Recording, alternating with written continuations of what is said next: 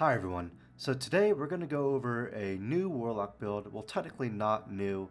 It was a build in previous seasons, but it has changed quite drastically considering there are a few perks that have been removed that don't make this build as good, but I figured I'd try to recreate it in Lightfall and see if it reaches the same potential it did before. And using the Osmiomancy gloves, just like last season, you can spam out your stasis turrets, and while you may not be able to spam them out nearly as fast as you could in previous seasons, you can still use it in a way that allows for plenty of ad control, and it's great for endgame activities where you need to freeze enemies because sometimes the champions get overwhelming or other various elements that creates a more chaotic experience that you need a bit more control over. So without wasting any more time, let's see how this updated build works in Lightfall. So starting off, it's important to understand what our exotic arm piece does. The Osmiomancy gloves allow your cold snap grenades to have an additional charge that recharges quicker on direct impact. Now the rest of this does not matter, it's just the key part that it gives you an additional charge. Going on to our darkness subclass, you're going to be using Healing Rift and the cold snap grenades because once again you get an extra charge because of your grenade. Onto our aspects, the first aspect is Bleak Watcher. Press and hold your grenade button to convert your grenade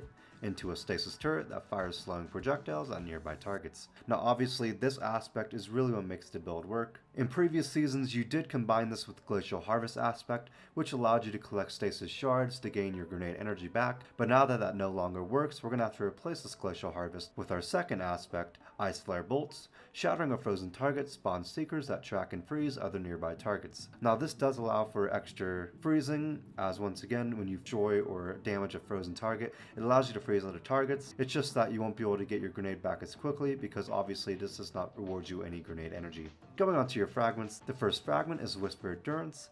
Slow from your abilities lasts longer. For those abilities that linger, their duration will also increase. This will allow your freezing of enemies to last longer, which means you can keep them under control for even longer without having to worry about them. The second fragment is Whisper of Torment. You gain grenade energy each time you take damage from targets. In endgame activities, this will help, and especially just in general, because you're going to be taking constant damage, and once again that gives you grenade energy back. The next fragment is Whisper of Fissures. Increase the damage and size of Burst of Stasis when you destroy a stasis crystal or defeat a frozen target. This will obviously only really apply with the frozen targets, but this allows for a little extra damage when you shoot a frozen target. The last fragment we're going to want to use is Whisper of Chains. While you're near frozen targets or a friendly stasis crystal, you take reduced damage from targets. Considering you're going to be throwing your stasis turrets and you almost always have one up, this allows for a little extra survivability. Going on to my armor. On my headpiece, this is personal preference, but I'm using two ammo finder mods, one for heavy and one for special, but specifically just because I'm using my Funnel Web SMG, I have a Void Siphon mod on. You can use Stasis Siphon or whatever other siphon mod you want. On my arms, I'm using a Bolstering Detonation mod. Grants class ability energy when you cause damage with a grenade, and I'm stacking them in order to get my class ability back way more often. I'm also using a grenade kickstart mod. When your grenade energy is fully expended, you gain grenade energy. This will just be great for getting your grenade back. Unfortunately, you do not get nearly as much grenade energy as you did last season, but it is enough to help move the build forward. On my chest piece, I'm using a charged up mod.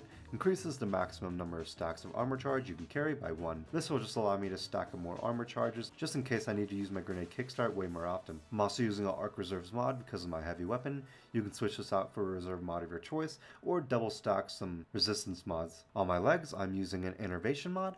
Reduces grenade cooldown each time you pick up an orb of power, and I'm also stacking them to make sure I gain as much grenade energy as I possibly can. And I'm using an Arc Weapon Surge mod, which increases the damage of my heavy weapon. On my bond, I'm using two bomber mods. Reduces grenade cooldown when using your class ability. This works specifically with the mods on my arm, Bolstering Detonation, considering I'm going to be stacking these to gain my class ability back as quick as possible, and then using this with my bomber mod so I can spam my class ability as much as possible and gain my grenade back. I'm also using Explosive Finisher. Finishers restore grenades. Now this mod will really mainly help you in endgame activities like Grandmasters or even just Legend or Master Nightfalls. Specifically, I say this because in normal activities, to be fair, you're not really finishing enemies that often, so this perk won't really do too much for you.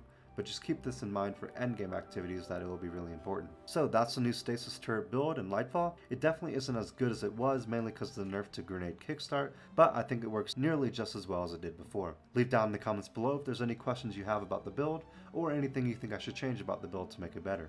Thanks and have a good day.